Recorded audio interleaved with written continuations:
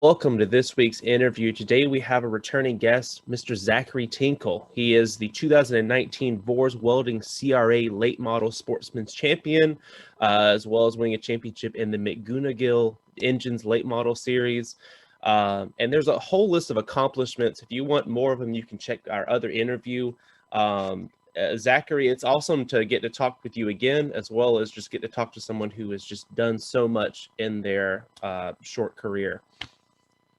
Thank you. I'm very glad to be back, and I'm very glad that you invited me back here. And I'm ready to start when you are, I guess.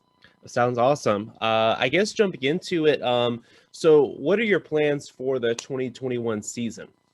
Well, right now it's still kind of a work in progress, if I'm being honest.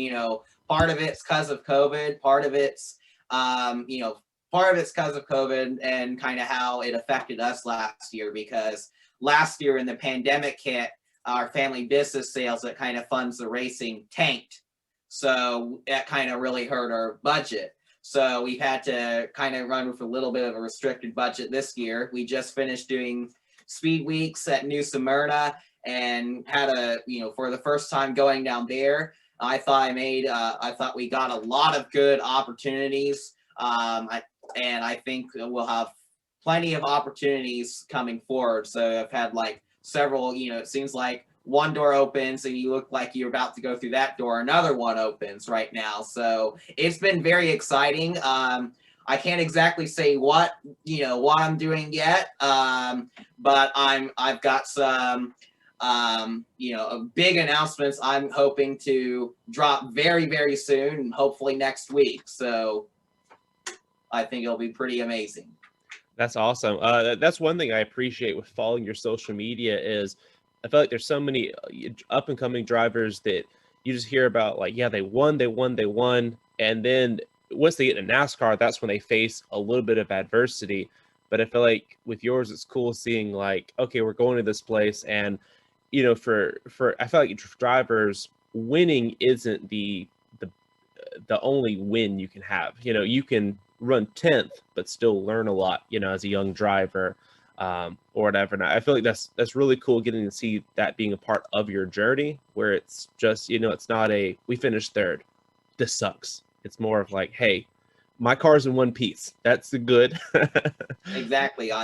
My goal when I went down the New Smyrna was mainly to learn, because, it was like, last year we kind of had to scramble because I changed teams mid-season. So we kind of had to scramble to put together an all-new team last year. And we only got 4 races with that team. And so us going down the speed weeks kind of was both for me as learning experience as a driver, and it was also helping. I think it was also mainly the primary goal was team building. So we could, build the team, get better as, I could get better as a driver, and we all could work better and communicate better as a team. And I feel we made very big progress in doing that, because especially I'd say in qualifying, we made huge gains, because we unloaded. I think we qualified like 13th, 14th on this first day, but then towards the end of the week, we were a consistent top 3 qualifier for almost the entire remaining week. So I feel we made huge strides. I feel like maybe there's a few times the result didn't show how good we did, because we had like 100-lap race. We actually had a few laps. We were the fastest car, and then we got a puncture while I was like running, I think 3rd or 4th, and then we got a second puncture later in the race. So it was kind of tough, bad luck, but it was still really good, because at least we showed we had what it takes to run up front with, like, you've got, guys like Steven Nassy that have been in late model racing for years. So they've been in it almost as long as I've been alive. So, it's pretty amazing to go up and start running with those people. So recently you had the opportunity to attend the Bill McAnally Drivers Academy. What was that experience like for you?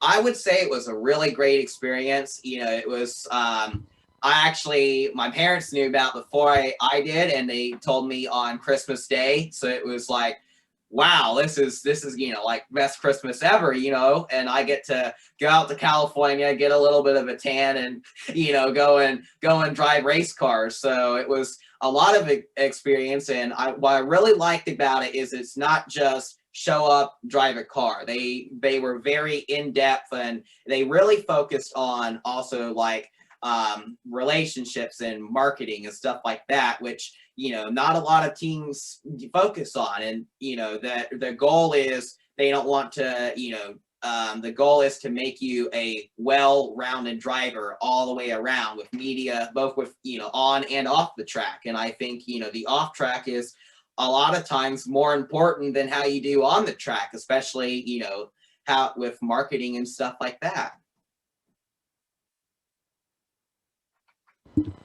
Yeah, that's I feel like that's such a lost art, is the whole like, you know, what are you doing off the track? Because I know even doing these interviews, it amazes me how many of the smaller teams are so quick to send information, you know, check on stuff, whereas like a lot of the bigger teams, it's like you don't have any access, you know, or even like it makes sense having a smaller podcast. I'm not going to call up and have Dell Jr. on here, you know, but even like some of the larger teams or drivers, it seems like you don't see them doing interviews. You don't see them doing all these things for their sponsors. And like I said during our interview last year, that was the thing that really just caught my eye when I like went on your website. I was like, this website looks better than some cup drivers that like I see out there, where I'm like, it's all the information. Like I feel like I'm a part of the journey with you. And I think that's such a, you know, for me as a fan, I love that. I feel like if I had, you know, $5 million in the bank, if I was going to sponsor someone, that's who I want to sponsor, is someone that I can, you know, be a part of that journey, not just someone that's going to say, thanks for the money, you know? Exactly. I mean, I don't, you know, I kind of, you know, to be honest, I wouldn't feel right if someone just gave me money and I Mhm. really didn't market their business, because, you know, they're not paying, really, no one's going to pay you for, you Yeah. know, just to drive race cars and nothing in return. That's not how business works. It's a business deal. You know, racing, to be honest, in sports in general, it's a business. So you've got to make it work, especially racing. Like, you know, racing is so business dependent. So if you don't, you know, you have to market your sponsors and appeal to them. If you don't do that, then you'll very quickly lose them, Mhm. especially. So, because, you know, I'd say Bill McAnally Racing has done a really good job with Napa, and they've kept that sponsor. This year is Yeah. their 31st consecutive year with Napa sponsorship. So it Wow. shows you how keeping a relationship and, you know, doing things and making sure that they do in return, Mhm. uh, a mutually beneficial relationship is very good and can last for decades. Mhm. Uh, so as someone in the lower levels, looking for that big break, what does development deals look like? You know, I feel like growing up, you heard stuff about people having these, here's 10 drivers, they're gonna be in a contest with Roush, or other people just said, oh, there's a scout at the race or whatever. But like in 2021, I guess pandemic or not, for you, what would that look like? Would that be someone saying, hey, come race this one race for us, come test a car? What does that look like in modern times? Well, I unfortunately nowadays it's kind of changed from that, because, you know, I think some people I've talked to kind of put it in a really good way. Unfortunately, it kind of, back in the 90s, it was like it was about talent, and then it became kind of about your name, and Hmm. then it became, now it's all about money. Unfortunately, it's an unfortunate reality, but unfortunately, it's what the sport's morphed into. Hmm. Unfortunately, because now it's a lot more expensive to run. The cost of racing skyrocketed. Now Yeah. it's like 3 times as expensive to run ARCA than it was 15 years ago. Hmm. So unfortunately, you know, that's had a really big factor, and that's why I think kept a lot of great drivers from, you know, staying, you know, keep moving up. Hopefully we get back to when, you know, it was more that way and it was more about driver talent and stuff like that. Okay, yeah, I know. Listening to, you know, the Doe Junior download, there'll be drivers that talk about how they just called up an owner. The owner is like, "Yeah, come drive my car. You can get in there." And like you said, I know I've heard a lot about people saying like, oh yeah, it's less about someone reaching out and saying, hey Zachary, do you want to drive our car, and more about, I guess, you saying like, hey, I've got, $500,000, how many times, how many races can I do or whatever. And like you said, it is sad to look at how many talented drivers out there aren't getting those opportunities, or even someone like a Josh Berry, how he's had all this success, but it's almost like just now he's getting that, a real opportunity to showcase what he can do on a higher scale. Exactly. I think it's, I think that's one thing I really did like about when I went and tested for Bill McAnally, because, he handpicked all of the people at the test. Oh, So, wow. so we didn't show up with a check. He Hmm. personally called me and offered, said, I want you to come test the car. So that was way different. That's like, wow, this is way out abnormal. So it was a very much welcome relief, so I was very glad that that happened. And I think it was a great opportunity to learn. And, BMR has a lot of great people in that organization. And Hmm. to be even part of it, even if it's not, just for a few days for a test, it was amazing to see, because, it's a well-oiled machine. Yeah.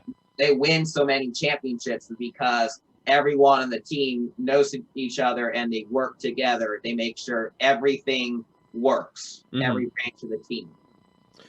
So the pandemic, it affected the entire world, including the motorsports world. Is there anything that you learned from it, either as a driver or just personally, that you feel like made you better?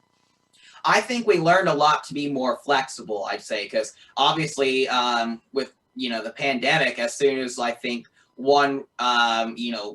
races were getting canceled left and right, and then or being rescheduled. Like, I think it was like the opening race of the year, with like a week before the race, it was supposed to be down in Nashville, and Hmm. then Nashville got canceled, and it went to I-44 Speedway in Missouri. We're going, and I'm in Indiana, so that means we were going to go the complete opposite direction, for Hmm. example. So that was one big change, and obviously it meant you had to move around and stuff, like, you had to move around. Hmm. Yeah, I feel like it's been cool to see, there's, like I said, it's affected so many people in so many bad ways, but it's been cool to see that in some ways it's helped people, become better, or like you said, learn to be more flexible or whatever. So, and I guess finally, we've reached the point where it just seems like every single driver out there has a drink sponsor. They got their energy drinks, they got their water, they got whatever. Um, for you, what would be Zachary Tinkle's dream drink sponsor? But as soon as you climb out that vehicle, you got that in your hand. I I'm not really, to be honest, like, not real preference, I guess, but I'd like to probably make my own, maybe with hydration, because if I'm promoting it, I want it to actually be, something that I actually use Hmm. for my hydration, so that actually something that's actually going to make me better. So that's kind of why I don't really like, personally, about an energy drink, because an Uh-huh. energy drink actually can dehydrate you. So that's kind of one thing. My dad really did a lot of research into the hydration and stuff like that, and even going Hmm. back as far as World War II, to see how they would hydrate their, everyone, and get people to, perform better. So I think, that was one thing that we've applied to myself, and I think that's been something that's allowed me to get a huge edge on my opponents. That I did not expect to have the research from World War II in there, but I like you said, I agree. It blows my mind sometimes when I see, because like for me, I do enjoy an energy drink from time to time, but it blows my mind when I see someone get out of like a hot race car after 5 hours and then chug like a Monster or a Nos, and I'm just like, I feel like I'd want some cold water. I'd want something Yeah, like usually refreshing. like that, they usually don't have the energy drink in. They just Mhm. have like a can that has the logo on it, Mhm. but they actually put hydration formula with the professional sport. So they're a lot of times they're not even drinking it. Now I do have this, this is what dang root beer. So this is from when I lived in Chicago. This they're out of Chicago, and so this is we would drink this when I was first starting out. And so after a race, all once everything's cooled down, we had a good day. We'll drink this kind of in celebration with the team. It's kind of a nostalgia thing. So we kind of drink that and a nostalgia thing. And we actually we couldn't find it here in Indianapolis. So we just contacted them directly and said, how about we just buy from you direct and make a large order. So we bought 20 cases of the thing. It was, so we bought like 20 cases of that. So we've got like plenty. That's awesome. Hopefully by the time we talk next time, you can have like the big dang root beer sticker on the side of the car. Hopefully so. Either that or something hydrating. So if we're going to go unhealthy, at least we can have some root beer on the side. Yep. I think it, who knows?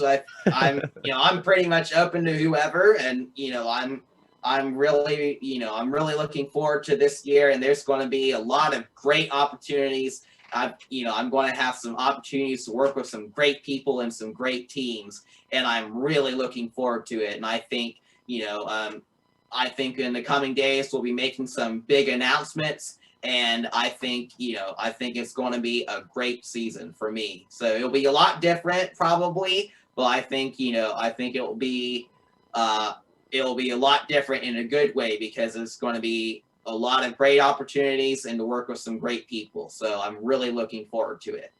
Well, I really appreciate it. Zachary, like I've said, as a fan, it's so cool seeing someone who cares so much about the, public relations side.